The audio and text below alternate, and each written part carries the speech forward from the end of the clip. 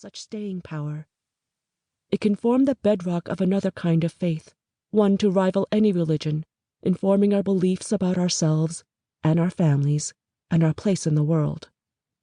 When tiny, traitorous doubts arose, when I felt lost or alone or confused about all the things I couldn't know, I told myself that something as noble as my birth parents' sacrifice demanded my trust, my loyalty.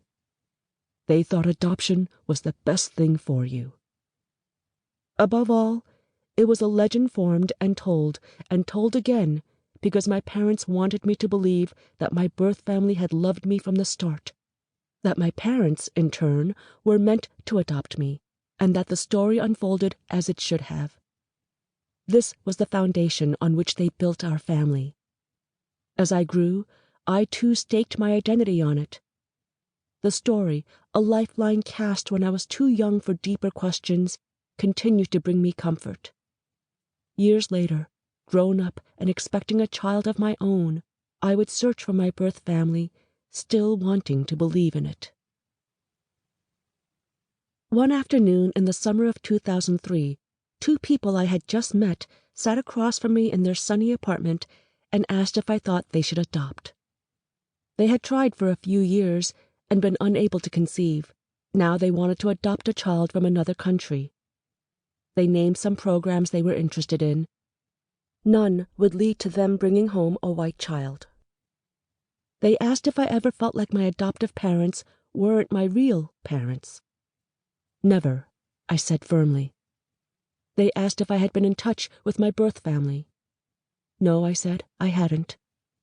They asked if there had ever been any issues when I was growing up. I felt something like panic, the sudden shame of being found out. Perhaps confusion was all they could read on my face, because one of them attempted to clarify. Had I ever minded it? Not being white like my parents. I wanted to answer. I liked this couple, and I knew it was my job to offer them the comfort, the encouragement they so plainly deserved. Did I mind not being white? It amounted to asking if I minded being Korean. Yes, I minded. Or, no, I didn't mind. Both seemed too mild for how I'd felt. The truth was that being Korean and being adopted were things I had loved and hated in equal measure. Growing up, I was the only Korean most of my friends and family knew, the only Korean I knew. Sometimes the adoption, the abandonment, as I could not help but think of it when I was very young, upset me more. Sometimes my differences did, but mostly it was both at once, race and adoption, linked parts of my identity that set me apart from everyone else in my orbit. I could neither change nor deny these facts, so I worked to reconcile myself to them, to tamp down the stirring of anger or confusion when that proved impossible, time and time again. All members of a family have their own ways of defining the others. All parents have ways of saying things about their children as if they are indisputable facts, even when the children don't believe them to be true at all. It's why so many of us sometimes feel alone or unseen, despite the real love we have for our families and they for us.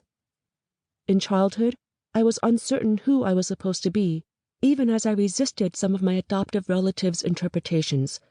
Both, "You're our Asian princess," and, "Of course we don't think of you as Asian." I believe my adoptive family, for the most part, wanted to ignore the fact that I was the product of people from the other side of the world, unknown foreigners turned Americans. To them, I was not the daughter of these immigrants at all. By adopting me, my parents had made me one of them. And perhaps I never would have felt differently. Perhaps I, too, would have thought of myself as almost white, but for all the people who never indulged this fantasy beyond my home, my family, the reach of my parents' eyes. Caught between my family's colorblind ideal and the obvious notice of others, perhaps it isn't surprising which made me feel safer, which I preferred and tried to adopt as my own. Somewhere along the way, though, after leaving home, I had learned to feel strangely proud of my heritage. I'd made friends in middle school and high school who liked and accepted me even though I was one of the few.